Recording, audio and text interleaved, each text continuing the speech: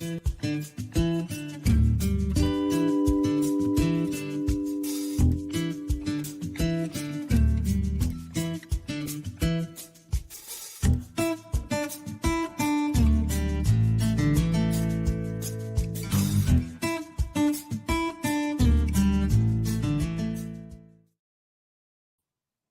everybody, welcome to the All Over Overland show. It is me tonight, only. Well, we're gonna have our guests on, but Lee, he's got a little kid that's sick, and I'm trying to push all the buttons and do the things. So Lee's not gonna make it tonight. I think it's a poor excuse of just not wanting to be on the show because that sounds like something that Lee would do. Let's blame my kid so that Michael didn't get mad at me, and that's kind of what happens. But anyway, we didn't have a show last week because it was Valentine's Day, but we are back this week and we're excited, or at least I'm excited, because we have an awesome guest, a good friend of ours, Ryan with CB Adventure Supply. And then we've got Jacob, a buddy of his. We'll talk about how that's connected here in just a second, but we're going to bring them on. Ryan's got, he's like a grand reopening, I guess, and then also some big news that probably most of you have heard about, but if not, we'll cut into that. So let's just bring them on. Right. What's up? What's going on? What's going on? Ryan, are you there? Is your screen? You're blank. I'm blank? Yeah, we can hear you though. Can you see me, Jacob? I can't. No, the audio sounds great. Yeah, audio sounds great. I mean, really, this is ideal. Whatever. I mean, there's a reason why you do radio, Michael. Cool. I know I've got a face for it, but you definitely right now have a face for it. So we're just gonna kind of weather through and hope that you're maybe push some buttons. Well, what I need to do probably. Well, Lee's not maybe go. So. Oh, there he is. There you go. Am I moving? You're there. You're moving. So can you see me? Take a second right now and go, and I'm talking to both of you guys. Go and copy. So go to well, here, let me do this. Lee's usually doing all this, and hopefully he's just taking care of it, and I don't have to worry about it. It looks like, sorry, I am trying to figure out what I'm doing here. Let's see. Well, it's a pretty big. It's pretty obvious that you don't know what you're doing. I don't do this part. This is a Lee part. I don't even know why it's not even. So after you throw shade at Lee for essentially not being on the show because his kid's sick, you're now saying that you need Lee.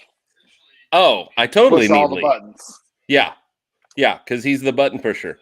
So here's what I'm doing. I'm going to go on here. I'm going to share this copy. Oh, stop that because I don't want to hear it twice. All right, good. And then I'm going to go to the Facebook pages. See, this is where I need Lee because we've got to share it on share it to all the Facebook pages. Yeah, we got to share it on the things, right? So let's share it there. Am I still freezing, Jacob, or am I? Good? Yeah, you're still frozen. All right, let me go. It's pretty awesome. Let me go check and see who's all on the Wi-Fi real quick, and I'll go do that, and we're gonna Tito. Share this real quick. It's all Lee's fault. We have a sticker. So Jacob, we have a sticker made that says hashtag It's all Lee's fault. you gotta have that. You gotta have that scapegoat. You know. Well, yeah, he's the perfect scapegoat. We can go ahead and share this on a couple other pages since we're waiting. Hopefully Lee's sharing it and it's getting shared twice. So while Ryan's out running around, Jacob, tell us a little bit about you. So yeah, man. I know that whenever I asked Ryan to come on, he's like, "Hey, look, I got this buddy that is kind of going to work with me on the new grand opening, and so I want to bring him on as well." So, what is it that you do? Yeah, man. So I'm one of the owners and founders for Calvary Overland. Right on. Yeah, man, we're a community-based group. Started in located in the DFW area. We started it back in May of 2021, and we hold free events for the community. So we try to pull everybody out. We work with the National Rigs and Coffee brand, so we're their DFW location out here. So we do that, and then we do some guiding stuff on the side, and just really try to foster the community, give them Okay. opportunities to have those connect points. Now, is that a Facebook group? No. So we do have a Facebook. We've got a Okay. Facebook page. We got all the social stuff, the Facebook, the Instagram, website, that kind of thing. Doing the TikTok dances? Oh no, we don't. That's the one that's where I draw the line there, brother. That's where I draw the line. We did. So we've got five folks on our lead team, and we're trying to make sure that we're reaching everybody that we can reach. And I think it was Shannon from our team said, "Hey man, we gotta do a TikTok." I said, "Bro, you're managing that. I'm off. Yeah, don't put me in that one." So we don't have a TikTok yet that I know of. So yeah. It's it's one of those. It's so funny. I'll post because I have all of the things. I'll post a video like a short on YouTube or on Instagram and on TikTok, and on one of those, usually it'll blow up. It's crazy. It's crazy. It doesn't make sense. He totally left. He totally left. He'll have to come back. He probably had to reboot. Yeah. But like we'll do the same bit. And my girlfriend, she's got she's a lawyer, so she's got a legal business. And she does the same thing. And she was like, yeah, this one went big on Instagram. And then this one went, the next one goes big on TikTok. And she's like, there's no rhyme or reason. Like, I don't get it. Yeah. So we're probably going to have to buckle at some point in time and jump on the TikTok. It just seems like that's going to be the case. But yeah, it's kind of weird how that whole algorithm thing works, though. Yeah. There's no rhyme or reason to what it is or what it does. So how long have you been doing that? We started in May of 2021. That's kind of when we hosted our first meet, which is it's kind of a funny story, So it's me and two of our other co-founders, Jonathan and Brandon.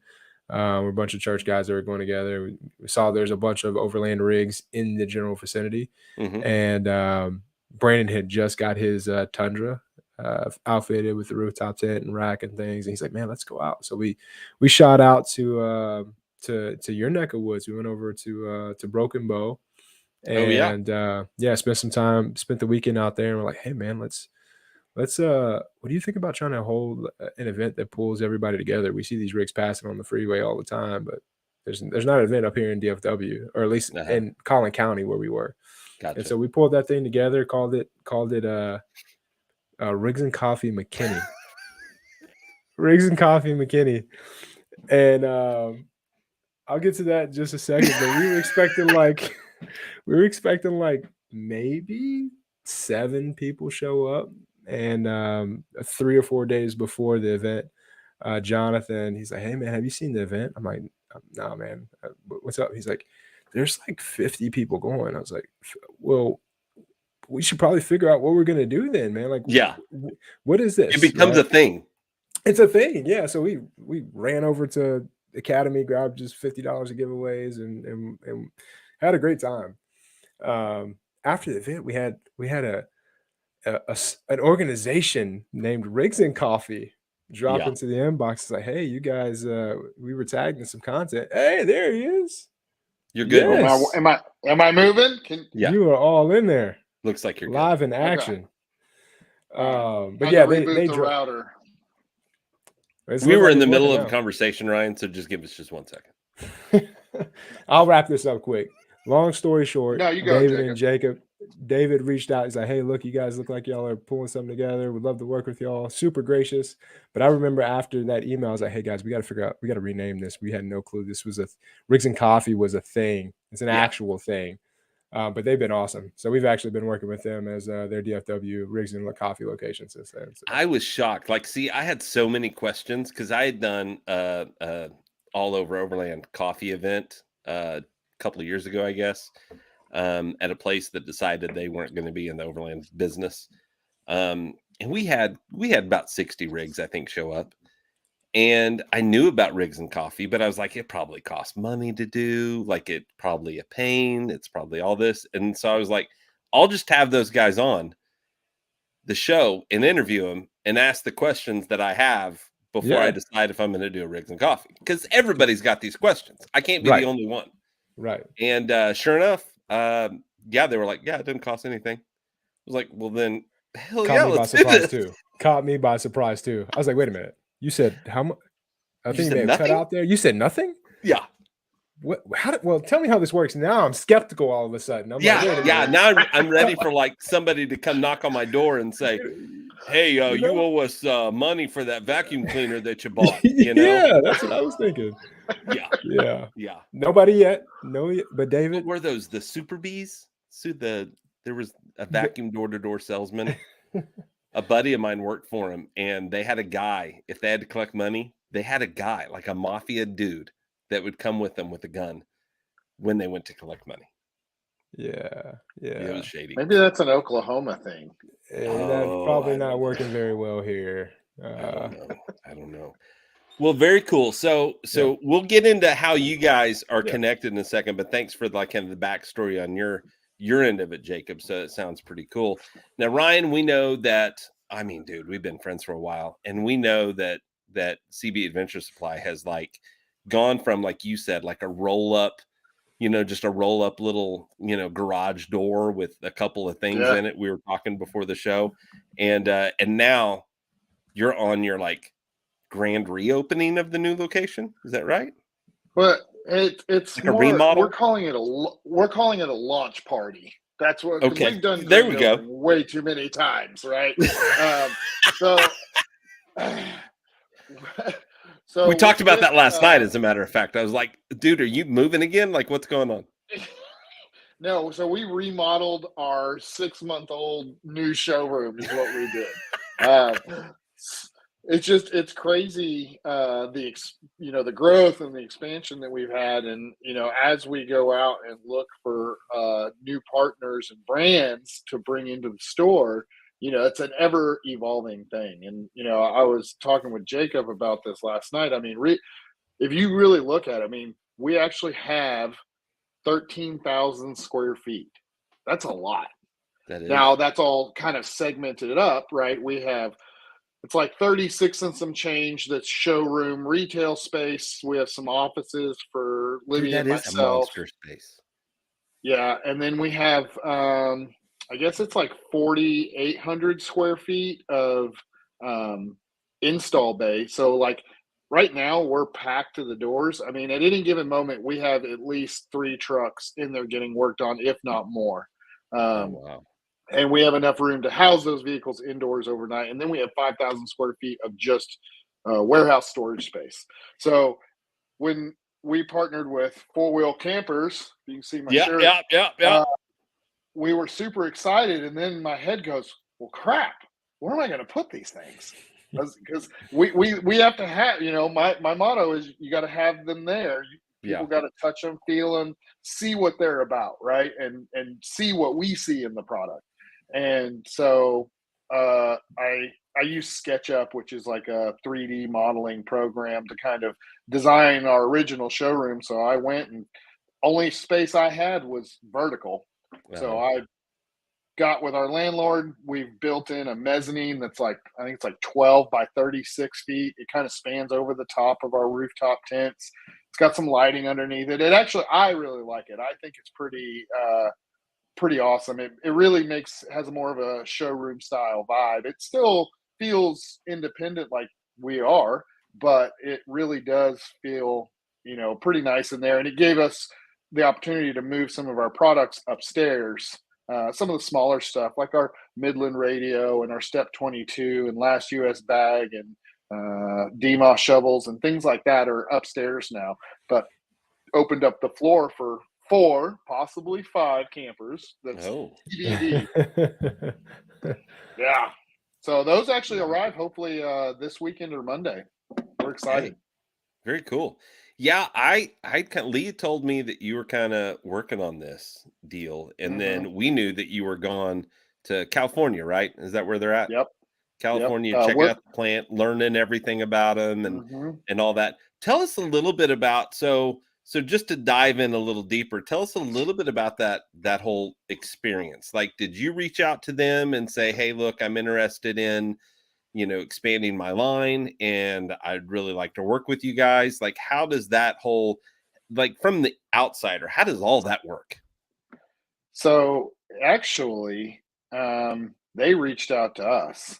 I guess they talked to some of their industry partners, and said, hey, we're looking to close some of the holes in our dealer map, and we're looking for somebody in this area. And somebody, one of our vendors that we work with, referred us to them, or referred them to us. So they reached out to us. Yeah, however that works, and said, hey, what do you guys think about this? And it wasn't a fast process. I mean, honestly, I want to say it was October of last year that they reached out.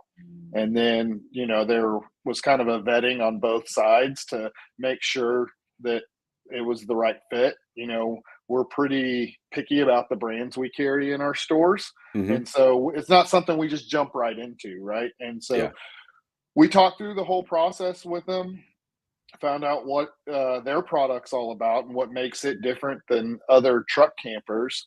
And once I got to really kind of see the mechanics of their product, and we have customers now who have some of theirs, so I reach out to them and talk to them about it, get something, because that's another big piece for us, is that after purchase support that manufacturers provide to the end user. That's a big piece. I want to make sure that the products we're selling, they stand behind them. And so it took a little while to kind of work through all that. And once we decided, it was right around the end of the year that we kind of came to an agreement, and we signed the dealer agreement. And then I set up my flight. They wanted me to come out for a full week, and then you actually kind of go through the entire process. So they manufacture there in Woodland, California, which is just outside of Sacramento, which is pretty cool to see that whole process. It's an assembly line, right? It starts as a raw aluminum product at the one end of the plant, and then at the other end of the plant, they're wheeling finished campers out into the parking lot to either be delivered to a customer or loaded onto a trailer and delivered to a dealer. And Full Camps has been around for a long time. I want to say it's like 40 years. Yeah, so they're no spring it's chicken. Been a bit. Yeah. And it's not like the campers, they're not your grandpa's campers. Like grandpa would have that like that, back the truck into it and slide it in and take off. They're totally different than what our mindset is from what a camper used to be. Correct. And so now you're carrying alley cab, and so there's a canopy and a slide in with that, but they're different. They're completely kind of different, and probably different users. They really are. So with the ruggedness of the Alucab and the ability to build the product out as you evolve in the process. With Alucab, you can start with a basic shell, and then it's pretty modular. All of their products that they sell can be added to the camper post-purchase of camper. You can, with four-wheel campers, it's more of a let's sit down and plan it out and have the factory build us a finished product. So you get to pick the color of the skin. You get to pick the fabric that goes on all of the cushions. You get to pick whether or not you want a front dinette or a side dinette. So there really is a customization of that camper for you specifically. Now, they do have what they call a shell model, which allows you to kind of get an empty space and build it out yourself. So it's not like you're stuck with what they have as far as floor plans go. You can kind of start with a base model, and then if you've got the time and you want to make your own cabinets and your own seating, go right ahead. They have that option. So now is that with every series, or is that just is it the Project M? Is that what that one's called? No. So the Project M is a topper, is how they kind of refer to it. Okay. So that's going to sit on your bed rails. Gotcha. The appeal that the Project M is going to have is that you've got the rear door, so you don't remove your tailgate like you do with the canopy camper. So your tailgate stays on. So if you have the need to go pick up some lumber at the Home Depot or Lowe's, you don't have to do anything special. You can fold your tailgate down, slide your bits, your stone, whatever, in the back of your truck, close the tailgate, or prop the 2x4s up so they're sticking out the back, and you still have the ability, and it does come off really easy. So the Project M is kind of bolted down, Usually, in most cases, it's about 6 bolts, and then you've got your camper jacks on the corner. So you throw your camper jacks on there, lift the camper up, you drive out from underneath it once you've disconnected your electrical, and you've got your truck back. So you could really weekend warrior it and not be a long, drawn out process. Yeah, but then you don't get the satisfaction of being at the mall with that on there and people going, "Ooh, that's so cool." I think we had a similar conversation about this Yeah, last night. Yeah, yeah. the overland cool factor goes away when you take it off your truck. And that's Yeah, what I because you told- have to that's have what I your told- max tracks. You have to have your max tracks Yeah. on all the time. You never know. You have to Concrete have can your get roto dangerous. packs. You have to have your empty roto packs on all the time. Yeah, well, and I told Jacob that's when you put a big CB Adventure Supply sticker in your back window, and then everybody knows you're cool, regardless of whether the camper's on there or See? not. See, there you go. There you go. Problem Codes. solved. Yeah, right on. Well, very cool. So to be honest, my next evolution will be some type of camper canopy slide in something for the truck. Yeah. And I was excited because they actually make one that fits the Frontier. Do they? Yeah, the Project M, I think they've got a 5-foot bed. They have a 5-foot. I don't know if it's guaranteed fit. I'm for a pretty Frontier. sure. I read that it's Okay, the I'm Frontier. still learning. I'm still Looks fun. learning. But that's one of my things. And of course, AliCab said that, hey, we've got one for the Frontier, but that's only the new one. That's not. What do that's you mean? not the old Only the new one? The new. Oh, only the new Frontier. Yeah. The new Frontier, the Was new it- body style. So Yeah, I didn't. weird, even know dude. You're about that frozen until I again. saw- it's freaking me Oh out. my goodness. What about? Am I back? No, you're still frozen, but it's okay. What? The, We'll dude, move it's on. got to be my internet. And We'll I move on. have. Yeah, it's ridiculous. Okay. But what I was going to get to next, really was just the partnership that you guys have. So you've got this relaunch coming up, and in that relaunch, that's going to be March 11th, correct? Yep. Okay. Like, I don't know if he's there because he's frozen. I'm here. I can hear you, so that works. So tell us You kind want of what you guys like, the partnership that you guys are having on making March 11th happen. So what's going on there? What are we doing? You want to talk, Yeah. Jacob? Since I can't. Yeah, hear yeah. you? Yeah, no, I wasn't sure. I was looking. I was trying It's to like read he's body Elsa. language, He's but frozen. it was frozen. Yeah, no. So Ryan and Libby, CB Adventure Supply, they're one of our sponsors, and so when we host an event each month.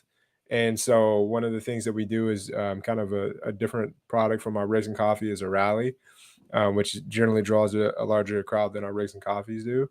So we partnering with the rally. So we're doing the rally at their location for the March 11th kind of kickoff.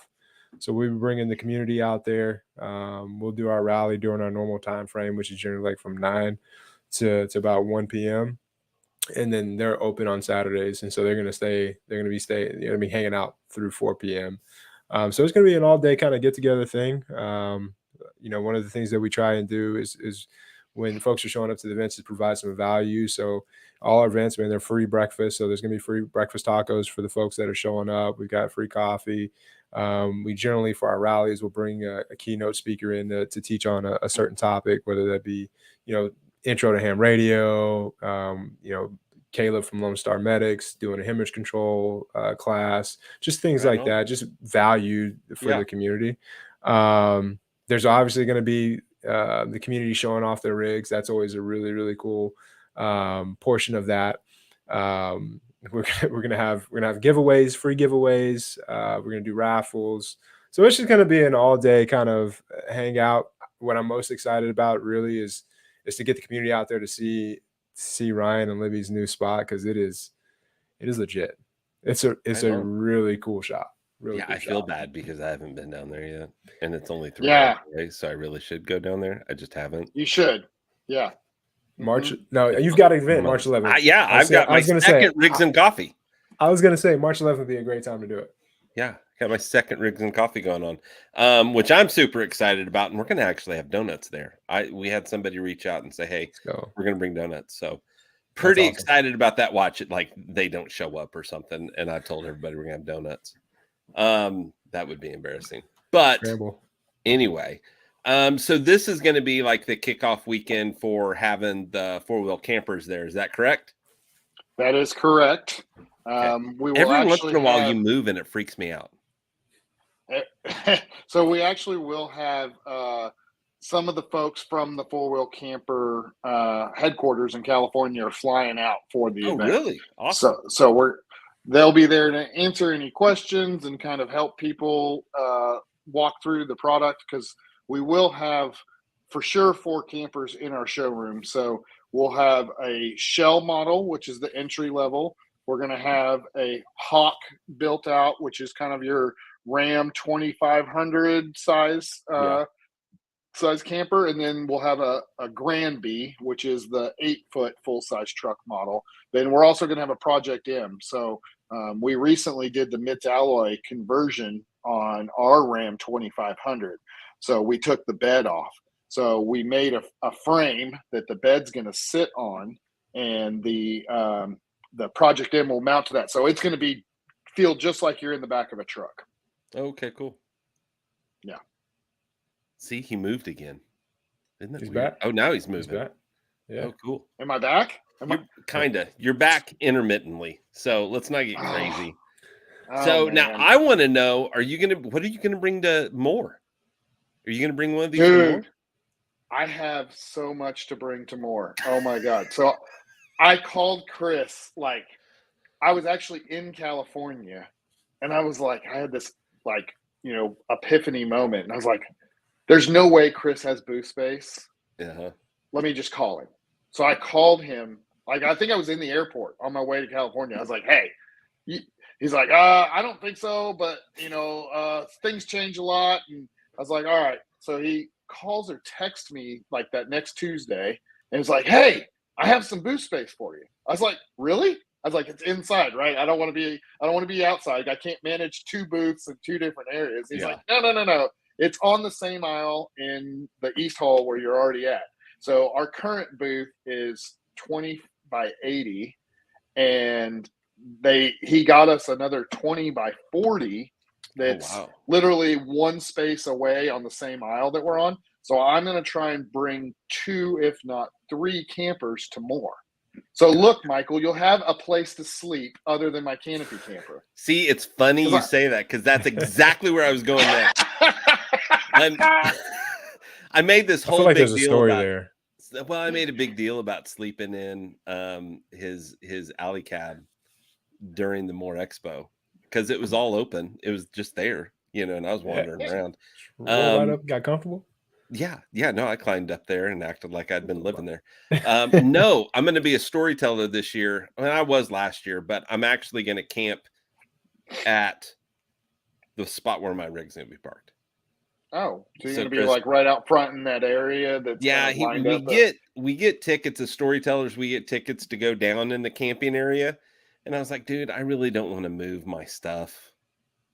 Like, I don't want to set it up and then have to move my rig down there. And I really don't want to just hang out in my Gazelle tent down there. I mean, I like it, but that's a lot of, I'm taking off that whole week. So I don't want to take basically 2 camping setups for the whole week of traveling around and exploring and stuff like that.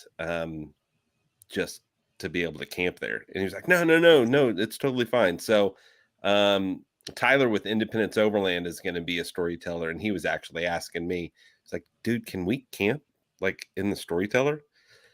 So I made a call, and I was like, hey, we need to be able to camp up there. And he was like, no, totally fine. That's cool. You can camp up there. I was like, okay. Nice. That'll be awesome. So, yeah. Just make sure I'm packing. Yeah, he won't let us camp inside the booth. Well, the fairgrounds won't let us camp inside. Yeah, I know. Yeah. Which, I mean, there'd be so many people that would camp inside that it would be no issue. It would be total debauchery is what it would be. Define no issue.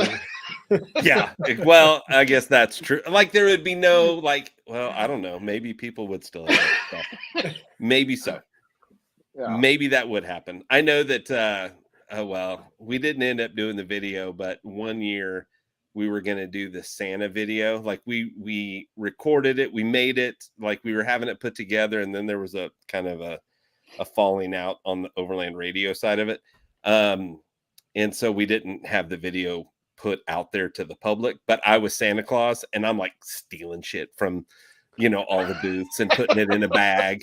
I mean, we put it back, but it was just for, the Overland Santa kind of thing.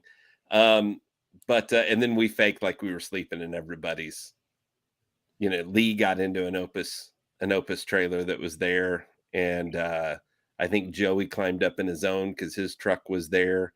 And then I don't know, remember where it wasn't yours that I pretended that I was sleeping in. I don't remember which one I was in. Well, that would have been the year we had the Turtleback booth when we had the Turtleback in our booth when we were in the West Hall. Oh, we were over there. We were across from Rhino Rack where Joey was at. Yeah. Yeah. That was that year for sure. For sure. That was a great event. That's always fun.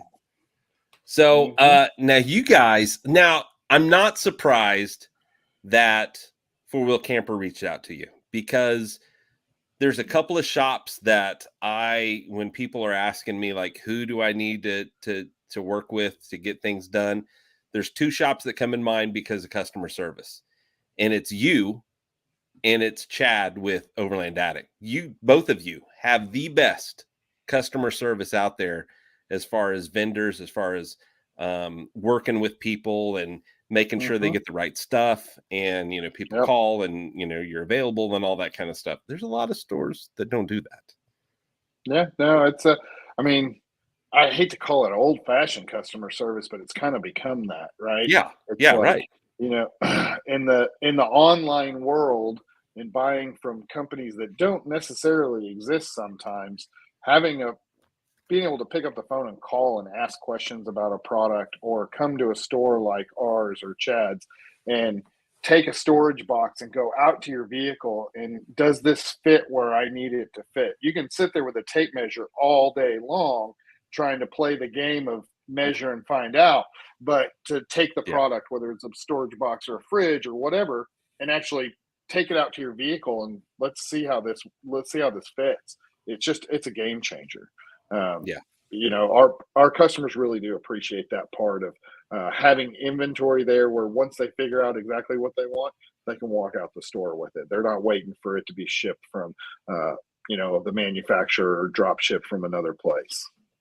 That's a big deal, especially when you're going out of town next week. Yep. Like, hey, I really need this. I'm leaving. Like, I totally screwed up. It's Wednesday and I'm leaving on Friday. What do you got? I'm guilty of that. Yeah, I'm We've all been there. Guilty of that. It's like, I've been meaning to get this bit for whatever reason for the last 3 months, and I'm leaving on Friday. It's Tuesday night, and I'm like, where the hell am I going to get this? I got to, that's you're scrambling. Well, that's always when you find something broken, is when you're packing up to go. Yeah. You forget that you broke it. Yeah. While you were camping. And so you don't think about it, and it's like, oh, well, I'll get to that. And then, you're packing stuff up, or you left it at camp and you didn't realize you'd left it at camp, and now you're missing it. So, yeah, here we go. Yeah. See? Exceptional. Correcting customer errors. Yeah. We'll take it. We'll fix them all, whether it's our mistake or the customers. It's all good. Now, I will say I was shocked to see that you were closed for a couple days. What was did you guys have some cold weather come through? Like, yeah, it was ice, man. Dude, I heard it was nasty. It wasn't horrible. The problem is that when we were on that freezing line, so it was like raining, or it was, it would start in the clouds as like frozen precipitation, and then it fell through warm air, which would melt it, and it turned into rain, and then it would refreeze as it hits the ground. So, I mean, it wasn't as bad as 2011. I think we had this massive cobblestone ice thing go on here, but it was 1.5 inches, 2 inches of ice on the roads. And I don't care how good you are, driving on ice is really tough, especially when you're driving a big, heavy vehicle, because 4-wheel drive is not 4-wheel stop. And that's what you need on ice. Well, I tell everybody that's like that, all these trucks that fly by you, when it's icy, I'm like, you guys are idiots. But I will defend and say, hey, look, it gets me out of the ditch easier than your 2-wheel drive. That is true. That's so true. I may still end up in the ditch on an icy day, but I'm going to be able to probably get my way out of it. So at that point, I'm hoping I'm going to the ditch, so then I can just drive in the grass, or in the ditch. And yeah, like in the Dallas-Fort Worth area, it's all bridges. It is, and I've never seen so many bridges in my life. And we don't have the infrastructure to handle frozen precipitation, right? You go up to like Amarillo, and they got plows and salt and stuff to put on the roads. I mean, they've got it's unheard of it throw down in Dallas-Fort Worth. Yeah. Well, and then another thing that I had arguments with somebody that was from way up north, and they were like, "You guys in Oklahoma don't know how to drive whenever it's snowy." And I was like, No. Snowy's fine. It's the ice that sucks. The other thing that's different between here and like North and South Dakota is the roads up north are flat for plows. Yep. Ours are curved for rain, like they're crowned, like the middle's a little bit higher for rain. So that's why we always end up in the ditch also. Our roads just aren't made for it. It's not something that usually happens. So, rain happens a lot, especially here. I mean, you guys get a little bit of rain, don't you? We get quite a bit of rain. Yeah. We're supposed to have tornadoes tonight here. What? Yeah. Tornado season's already starting. Tornadoes tonight. I thought that wasn't supposed to start till the spring. Usually, but like in the Northwest, they're having record cold. And even in California, they're having record cold. And in like Florida, they're going to have record heat. And so we're right in the middle of that. So it's going to cause all kinds of disturbances. Well, dude, it was like in upper 80s today. Like I closed the doors and turned the AC on in the shop because I started sweating. We were close to 70 or in the 70s today. Yeah. It was crazy in the for Oklahoma. Yeah. Yeah. So, and you're also somebody that actually goes in adventures. I didn't realize that you lived in Alaska for a bit. I did. I was actually born there. Really? I didn't know that at all. Yeah. Yeah. No, I was born in Anchorage, and man, we moved away when I was probably 6 or 7, but we would go back. We had family up there for a while. My grandparents had some property on the Kenai River, and we'd go down there and go fishing. And I grew up king salmon fishing. So funny little story. When we moved here to Texas, we had been overseas and all over, military brat. And we wound up here in Texas. When I was in high school, I think I was probably a sophomore or junior. And these guys that I went to school with were like, "Hey, we're going fishing. You want to go?" And I was like, "Hell yeah, I want to go fishing." So I met them at the lake, right? We get in a boat and we go out in the middle of the lake, and everybody grabs their poles, and we're just kind of sitting there kind of floating. I'm like, "What is this?" What are we doing? They're like, "We're fishing." What is this? I'm like, "I don't know what planet you're from, but where I come from, I'd never been bass fishing, right? I would always been salmon fishing. Where you're on a river, you're moving, or you're wading out into the water, and it just wasn't anything. Bass fishing in a boat on the bank of a lake in Texas was not what I was expecting. So probably, definitely a culture shock. Yeah, I'm sure. Yeah. So we've been researching lately because Sarah applied for a position in, how do you say it again? Kenai, yeah. Kenai. Or Soldotna. I can't remember which one you'd mentioned. It's either Kenai in the town, right in the actual town of Kenai, is where the job is there. But she's also applying for a bunch of places in Colorado, and now Oregon's on the list. So I'm kind of Oregon's pretty. Those a little bit more because Alaska's really far. And you were warning me about, dude, when it's dark, it's dark. Yeah. The winters can be tough up there. Yeah.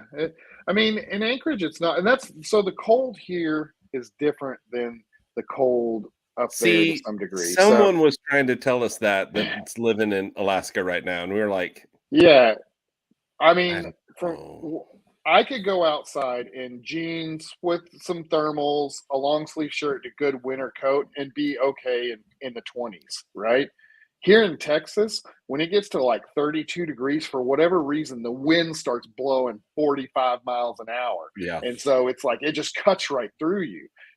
20 degrees with no wind is actually not horrible.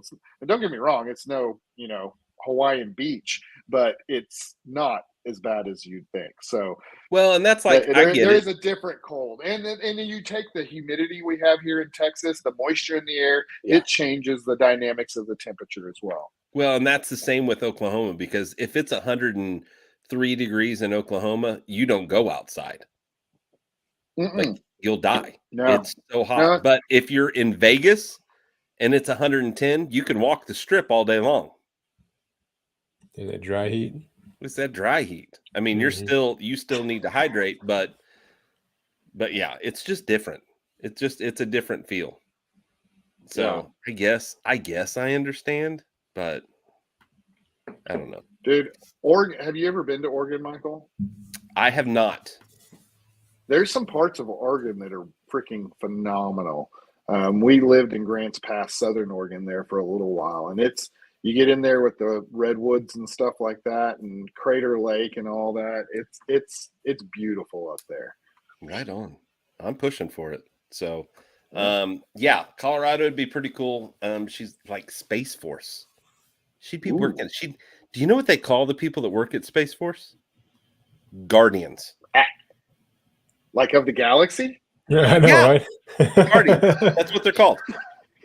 I was like, you pulling my leg. There's no way they're. And she showed me on the website that the people that work there are called Guardians. So I think pretty cool. It'd be a big difference living from Oklahoma to any of those places. So I think it'd be quite a bit of fun, and the videos and traveling and camping and doing all that kind of stuff would be a blast. So with that in mind, Jacob, I'm going to ask you first. What kind of rig do you have? We didn't even talk about this yet. Yeah, man, I've got a 2011 Ford F-150. You got a what? 2011 what? Ford F-150 FX4. Okay, all right. Yeah, we're letting him on here, and he's got a Ford. What's going on? Look, come on. Thank you. I'm just being gracious host here. we've got to give a little shade. So you got a big truck then. I do. Like full size. I've got two girls in car seats, so it's got to have enough room to haul them around as well. So, yep, it's got a little bed rack and a rooftop tent on it. Nothing too crazy. Really, you don't need a whole lot. I mean, really. I mean, as long as you've got shelter, food, and a way to get around, I mean, you're usually pretty good. Ryan, you still have the Taco, right? Yeah, we still have the Tacoma. I actually used it this past weekend. I went camping with some friends and got to chillax for a little bit. Hadn't done that in a while. Wait a minute. You have a store. You're not allowed to go out and do stuff. I was actually kicked out. Yeah, Libby told me that I had to take a mandatory mental health weekend and go unplug. And I came back with a gimp knee. So riding e-bikes and drinking whiskey does not mix. Yeah, that could be a problem. That could be a one wheel. I want to get a one wheel, but I know that's a horrible idea. My love of oil fire whiskey, that probably would be a bad deal. Yeah, that equation's not shaping up too solid. The person that's been drinking a little bit is the one that doesn't get hurt, right? No, I can attest that is false information, Michael. Very good. So do you have Ryan, do you have any trips planned for this year? Or are they just mainly part of going to expos and stuff? For the most part, expos is the only thing we have planned. I got invited to go to Baja for a couple weeks before Expo West. I don't know if I'll get to make that happen. We'll kind of have to see how things play out, but definitely want to work towards getting outside more. Last year was we had to move the store, and there was just some large projects we had on our plate that didn't allow us to get out as easily. So my goal is to hopefully, as we progress through this year, get outside more and see, do what we enjoy, what kind of helped fuel our fire to start this business. Yeah. That's the thing with getting successful is that you get busy, Yeah. and there's the good part of it is you're successful and people, your reputation is there and people believe in what you're doing and they trust you and all that. And then it's like, well, I don't get to camp as much as I used to. So I can kind of see that talking with Chad and a few other people about, yeah, man, we're just busy. It's hard to get out. And it's tough for us here in Texas because we don't have anything like you got to travel forever to get somewhere. Yeah. So even if we wanted to take a Saturday and just go someplace, I mean, the closest we have is Ouachita in Oklahoma, Ouachita National Forest, and that's 4.5, 5 hours away almost. So I've heard that whole area, the Broken Bow area, is becoming like Lake Tahoe to California for you guys, for like the Dallas Fort Worth. Like it's becoming. Yep. And I've heard that there's going to be some casinos put in, which is going to make it even worse. That doesn't surprise me because that area has been growing like crazy. The rent on cabins have gotten insane. Yeah. So I actually have 30 acres with a small, like off-grid cabin up there. That's probably about 45 minutes north of that Beavers Bend, Broken Bow area. And we enjoy it. We just, again, we don't have the time to get up there. So I think we're actually probably going to look at getting rid of it and selling it. But that whole area is pretty cool, but that's the closest place we have other than maybe like some state parks or hip camp kind of stuff. Yeah. For like true dispersed type camping. Yeah. Yeah. Sarah's got some land outside of Mena. Oh, okay. Yeah. So the other end of the K Trail. Yeah. I'm on the Clayton side. Yeah. Gotcha. Which, I mean, we've been there once and would like to go again, but I mean, for here, it's 4 hours from Oklahoma City. It's 4 hours to get there. So, kind of same situation. How far is it to the little island that y'all go retreat to from where you're at? Well, for Lee, it's 15 minutes. That's ridiculous. He's up outside of Tulsa. And for me, it's, I guess, 2 to 2.5 hours, depending on traffic. Yeah. But it's amazing. I mean, even the guys with Mountain State were like, this is legit. Like, this is crazy cool. Where do you guys end up going? There's an island in Oklahoma. Did you not know about this, Jacob? Look, I'm finna learn today. I'm gonna learn today. What lake is that? What is it called? Oh my gosh, I'm going blank. It begins with it's an in like northeast Oklahoma. It's outside of where he lives. I just went totally blank, but we call it Overland Radio Island, and it's just a little island on one of the lakes. Oh my gosh, I'm going complete. Lake Ulagog is what it is. Okay. And it's just like north, maybe a little east of Tulsa. Yeah, it's northeast. Yeah, I see it. It's north and kind of east, but yeah. So there's a little causeway that you kind of drive across. Sometimes it's underwater, sometimes it's above water. And then like the north side of it's like a wildlife management area, I think.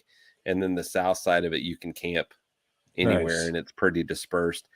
It's been kind of a hangout for drinking and partying and stuff like that. So you'll go out there sometimes and it's pretty trashed. Yeah. And then sometimes you get lucky and it's not so bad. They had Rigs and Coffee in Tulsa this last weekend, and they do a camp out afterwards, after the Rigs and Coffee, and they went there this week. On the island? Yeah, they went to the island. That's kind of cool. Yeah, it's pretty cool. It's really pretty. I mean, it can get a little windy. Is the only thing, because you got that water coming off of you got the wind coming off the water. But overall, just a good time. Oh gosh, I haven't been keeping up with. Yeah, I was gonna say, hey, there's a comment in there from Daniel who says that he was just on our website and he's looking at getting a 270 awning and wanted to know the preference between 23-0 and the Rhino Rack Batwing. So, my personal opinion, so it's really going to boil down to the materials that they're built from, right? So the Rhino Rack Batwing uses an aluminum pole with a polycarbonate knuckle.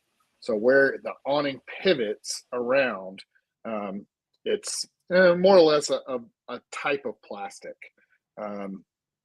They don't fare well with much more than a really light breeze. They will snap pretty easy.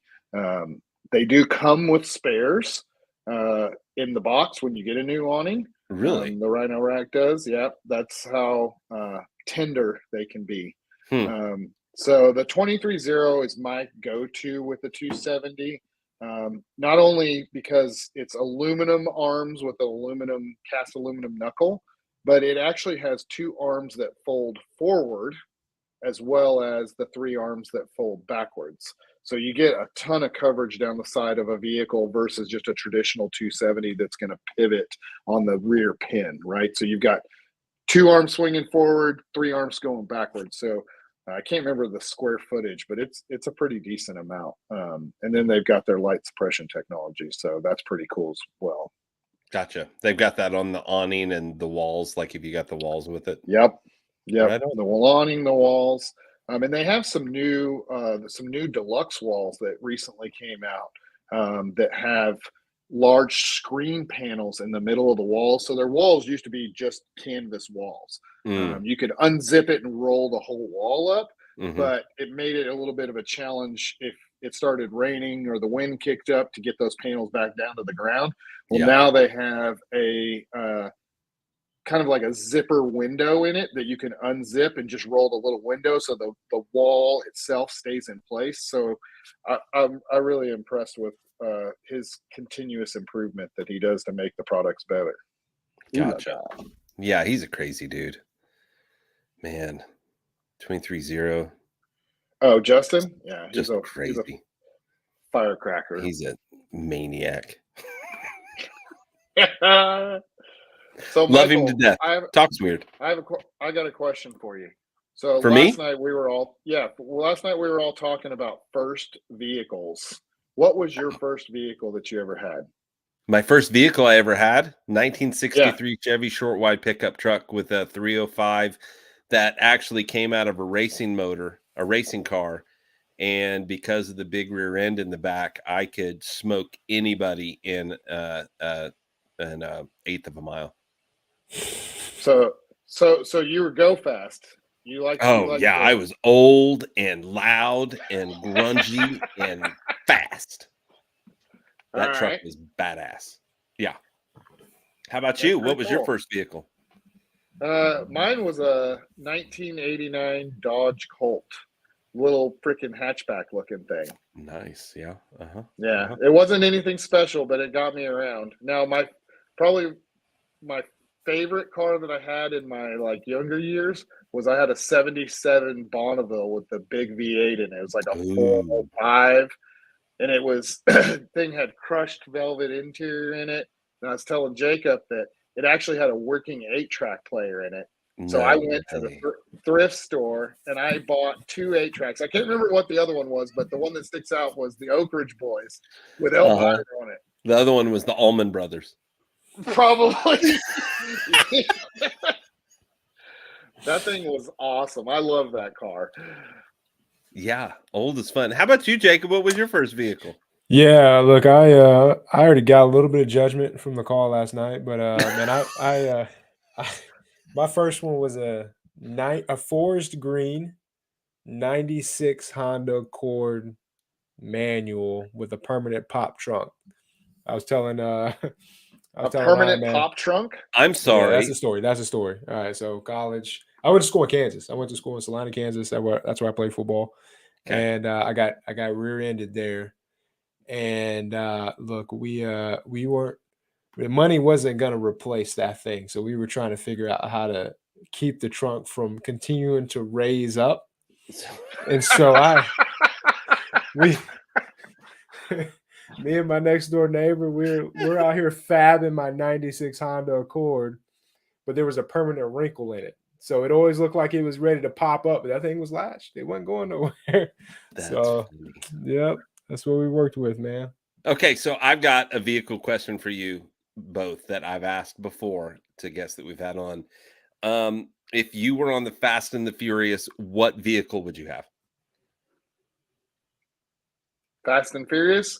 Yeah. I'd go old school and probably do a Galant VR4 all-wheel drive twin turbo. Yeah, Oh, buddy. geez, like I think I'd have to look that up, and I'm a You car don't guy. understand? Like, how do you even follow that? Can I next question, please? Did you guys Nope. ever play Gran Turismo on PlayStation? Yes. That was Okay. like the sleeper car on Gran Turismo, Okay. right? It was Okay. and I actually knew a guy who owned one, and it looked like a complete soccer mom car, right? I mean, he was a single guy, but he had a baby seat in the back just so people would like think, oh yeah, this guy doesn't have much, and then he would just let it rip on the highway. And being a twin turbo all wheel drive, that thing would just like a bullet. It was I guess insane. so. Yeah. Yeah, that's All where right, I'd go Jacob, with you have it. to follow that up. Man, Just go with your heart, man. Go with your heart. look, give me the 69 Camaro. That's a go-to. I would absolutely love rocking one of those things. Okay. All right.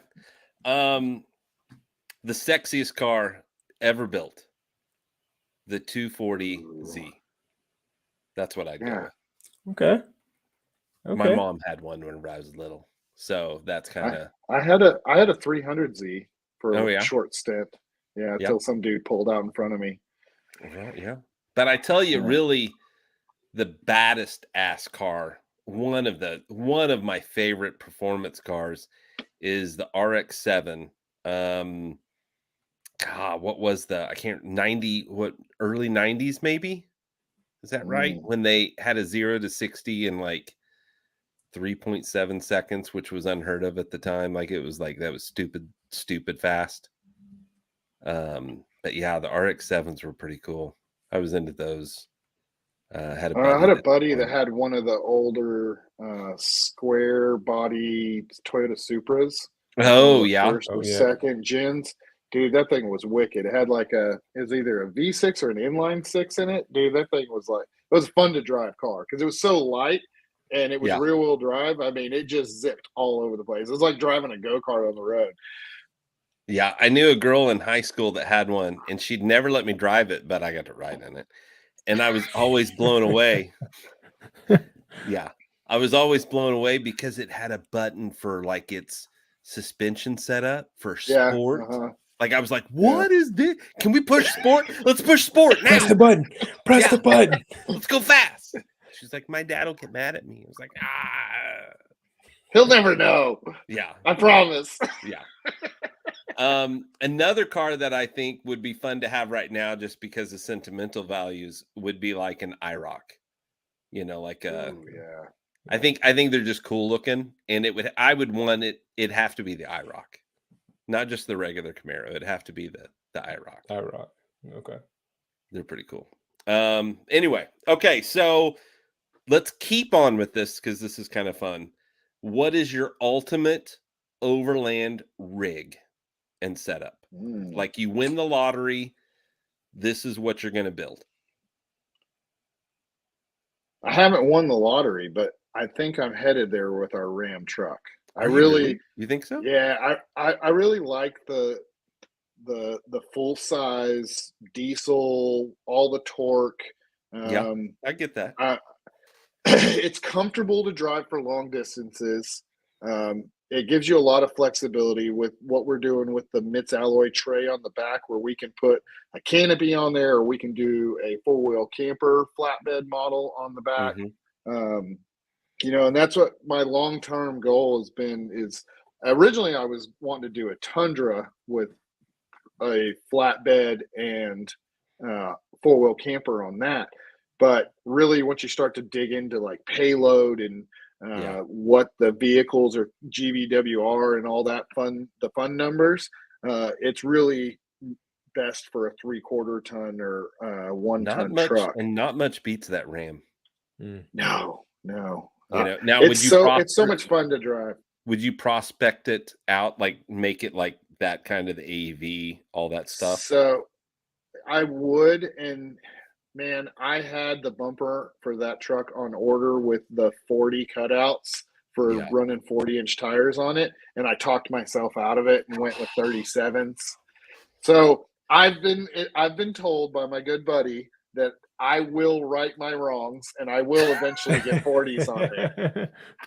He said first set of tires you go through, you're going to be ready to go to 40s by the end of that. He's probably not wrong. They say if you want to make an older vehicle feel like it's new again, just get new tires, get new wheels, and All you tires. gotta do is wash it, man. I wash my car and it. We're drags like a overlanders. new We don't car. wash anything.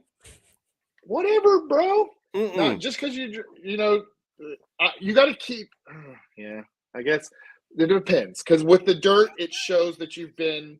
If Yeah. it's got mud slung up the doors, I'll leave it for at least 3 weeks before I wash it. Yeah. Mine's been Because then dirty. people know I go off road. I mean, You out, yeah. how else are they gonna know? I've got different types of dirt from different areas still on my truck. I got there's red some dirt, I got places- brown dirt, I got like black dirt, and we're not that was gross. But that stuff was nasty up at Call Lake. That stuff was it was sticky, it was Well, gross, it was just It's crazy how different parts of the country have different types of dirt, but different Right. types of mud, and how the mud, like, I mean, there's places here in Texas that's not really, it's just dirt, but it's like that super fine silt. So Yeah. you'll find that, I mean, it's like months later. You thought you got it all out of the interior. You turn the AC on and it poofs in your face. And it just keeps coming back. It's like the cat came back the very next day. Here we go. Someone said a Yanko Camaro. Ooh. Yeah. Yep. Yep. There you Okay, go. so Jacob, it's your turn. Yeah, man. All the I'm money of the world.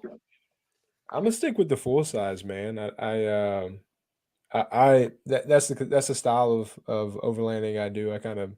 I'm looking more to get out. I like the comfort. My wife loves the size and being able to have the space. And so when we go out, man, we're not doing a ton of quote unquote off-roading or we're not doing anything like that. And so I mean, I'd probably go with another full size, man. I do like the Which full size? What truck? so so the Rams have been growing on me, and I man, when they increased the backseat size, because that was always my biggest fallback.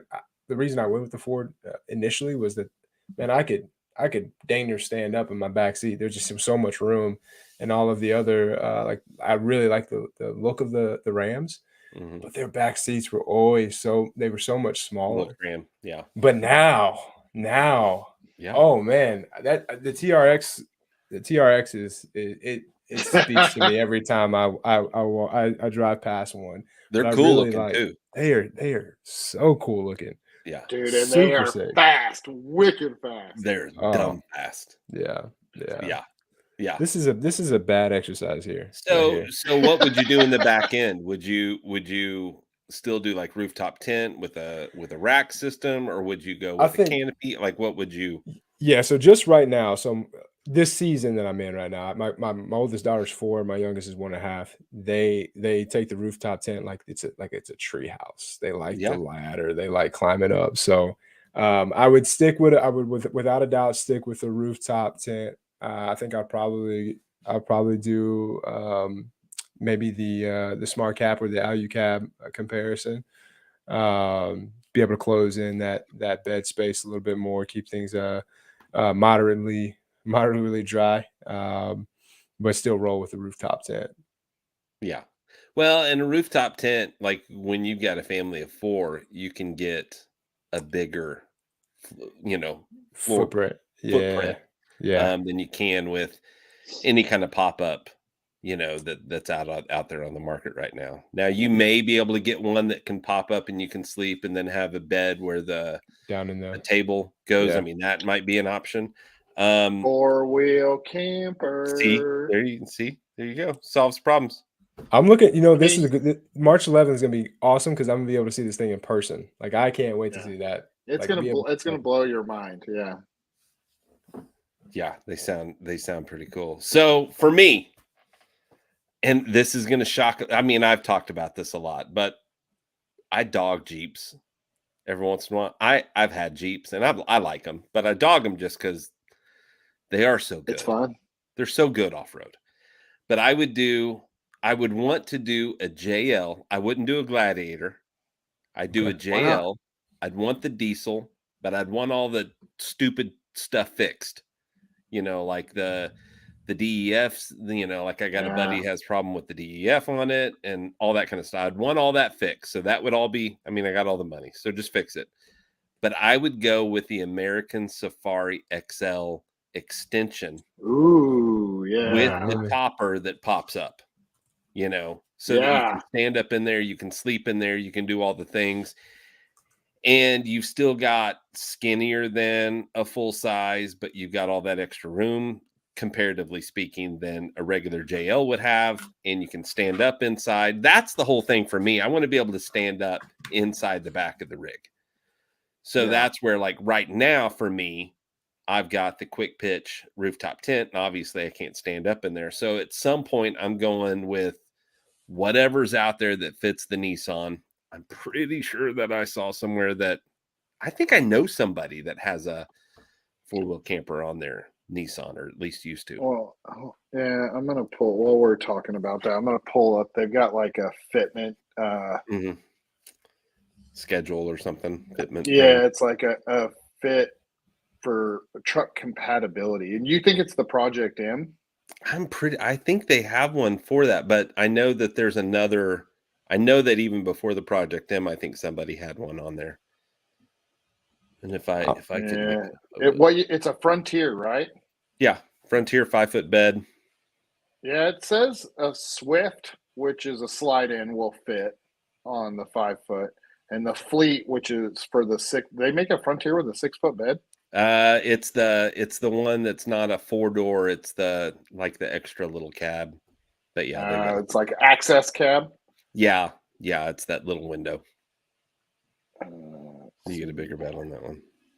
But I know that like AT Overland has a couple that fit that, because the Ford Ranger and the new Ford Ranger and the older Frontier, the bed is pretty dang near the same size. I mean, it may be off a hair, in some spots, but it's not off very far. So on the Project M, they only have the Titan listed. You're such a as an jerk. Why did option. you have to break my heart? Hurt my feelings. Well, But- at least there's but something. they have a slide-in that's available. See so that'll work. Okay. So yeah. I mean, So not all hope is not lost, Michael. yeah. I mean, I can't get an alley cab because they don't make them for it. I wonder if we could just make it fit. Has Lee gotten rid of his yet? No, Why don't we just take it off his truck and make it fit yours? I keep telling him, why don't you just give it to me and let me modify Yeah. it to make Bring it them down to the store. We'll yank it off, figure out a Yeah. we'll engineer do it. We'll something. make it work. Yeah, we'll make a piece, and we could fab a piece in the back and then just sell them. Yeah. There you go. Here's the fitment for the Frontier, because there's Nissan Frontier. and they made those trucks forever. There's so many of those. That's one of the reasons why. One of the reasons why I went with the Nissan was that their durability is right there, pretty much with Toyota worldwide. Like their durability is right there. Their reliability is right there. And for the price, I got a rear locker, and I paid like a fraction of what I would have paid for the same year, same mileage in a Tacoma. But it's What still- year is your Frontier? 16. Nice. Now, I will say that I think that the Tacoma looks nicer. Like it has better lines. So agree. is that the same thing as a Nissan Patrol? No. No, that's a No, SUV, right? Yeah, that's an SUV. The Navara or something like that is the foreign version of the Frontier, but they're off they're not the same. They're Yeah. off just a little bit. The bed's a little different. Everything's a little bit different. Well, so is the Hilux and the Tacoma. Yeah. They look very similar, but there's some subtle dimensional differences. Which is dumb. between Like, them. why would you do that? Why? Who knows? It's probably because of the specs in the United States that you need like safety Probably. and stupid stuff like that. Who needs All it? of that overrated Stupid stuff. all of all that overrated stuff. Well, dude, here's the deal. It's just kind of like putting warning labels on stuff. No, that weeds out the dumb people. Don't put the labels on stuff. Now you're just letting the dumb people survive. That's why I just tear those labels off. That way, if the dumb people, they'll figure it out. This house is not dumb people proof. If you come in here, you're at your own risk. Dumb people beware. We'll put that on the front door. Right on, right on. So, hey guys, we've been doing this for a little over an hour. You guys have been awesome. Now tell us like what time everything's starting and on March 11th, and give the address of where everybody needs to go. Yeah. So it's going to be March 11th. It's going to be at CB Adventure Supply, which is 13043 Harmon Road. I'll give you the suite number, but you won't need it. 707, Fort Worth, Texas. You can find us on all the socials. Also on Cavalry's website, which is what, Jacob? It's CavalryOverland.com. Yep. There you go. Yeah. So they've got an events page there that has all the details about the event, what time it starts. It's for the big event, it's 9 to 1, but we're open Saturdays now until 4 o'clock. So we'll be there all day. We'll have the 4-wheel campers folks there on site to answer questions. We'll have the product there. We'll have raffles and all kinds of fun stuff. I think there's even tacos in the morning, isn't there, Jacob? Oh yeah. Free Right on. breakfast tacos, free giveaways, raffles, all Do you that have- stuff. Michael, do you have breakfast tacos? You have donuts, right? We have donuts. We're gonna have Yeah. donuts and hot dogs. Yeah. Ooh, I need to talk to my buddy who does coffee. See if he'll come. See, you need So- coffee. Yeah, March 11th. Come see us. We're super excited. It's always a good time. Well, right on. Well, Yeah. very good. I usually take the time now to thank Lee for pushing all the buttons. So what I'm going to do is I'm going to thank me There for you go. pushing all the buttons There you and go. doing all the things and getting this launched and inviting you guys. And you guys are here, and it's all about me. So, and then everybody out there, thank you so much for listening, for pushing the buttons, for commenting, for sharing this with your friends. I really do appreciate it. Make sure whatever you do, make sure that you go all over